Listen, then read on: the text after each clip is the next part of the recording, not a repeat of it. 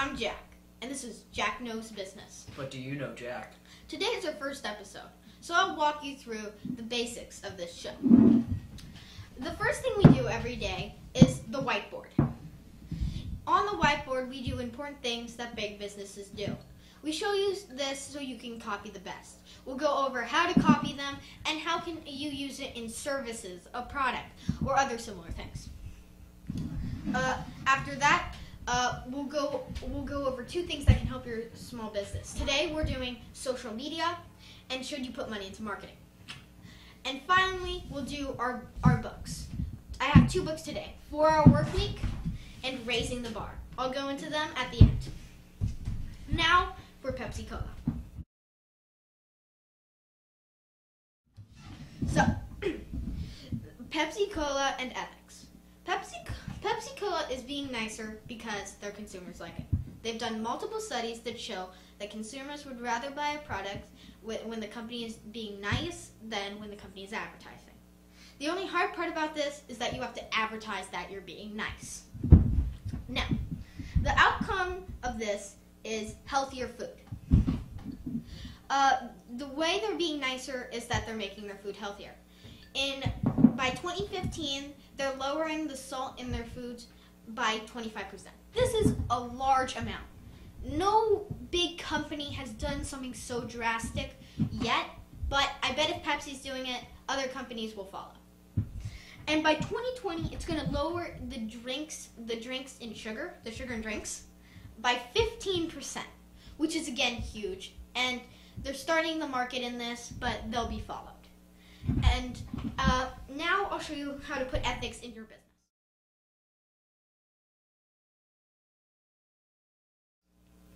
See, one of the good reasons of putting ethics in your business is people like to buy from people that they like.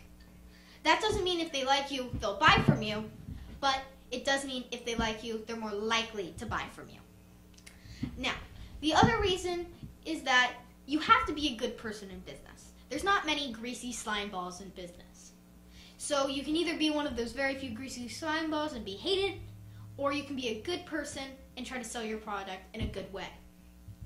And the third and final reason is PR. Yes, if you're a small business, it'll be slightly harder to get PR, but sometimes you have to go out in the world and get people and tell them. You can tweet, you can do something. We're doing this. We're helping. Gain trust in your customer. Don't just let them buy your product and figure it out. It's not one product, one message, one person. It's them. So don't forget it.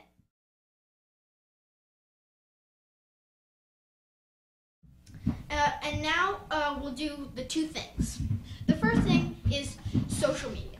Now, a lot of times social media can be an informal use of fun and private things. But you can also use it for business. One of the things I've seen lately is tweeting. Many large companies such as Ford have resorted to tweeting for cheap and effective PR. People trust other people.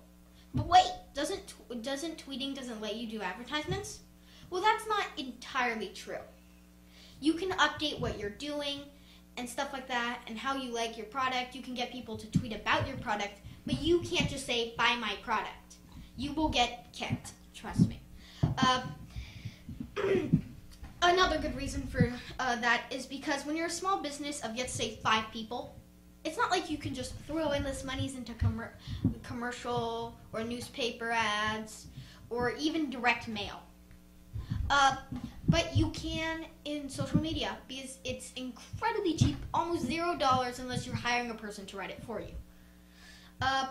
The other good reason for this is that people trust other people. They won't trust your company as much because it's a company.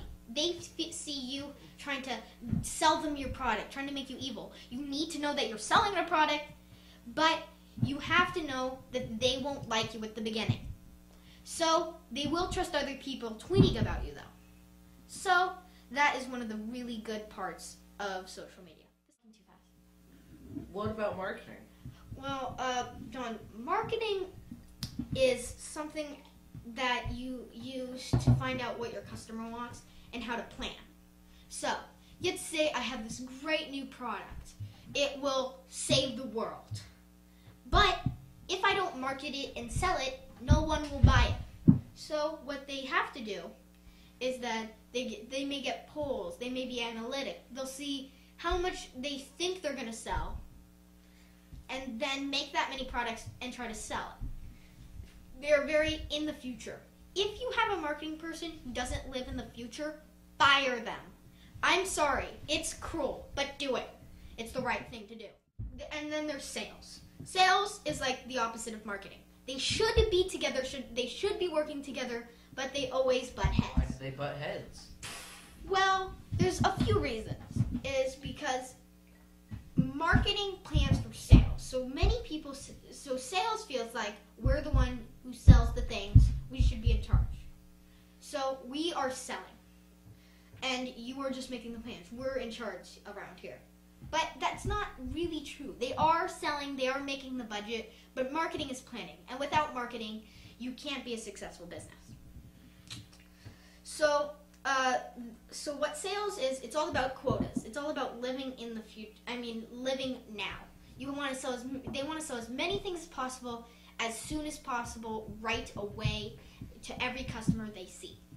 This isn't always effective because if a person asks, oh yeah, I want this product 40% off, you may not be able to afford 40% off a product. I know if I had a product, I doubt I'd be able to afford 40% off a product. So you have to keep your salespeople in line.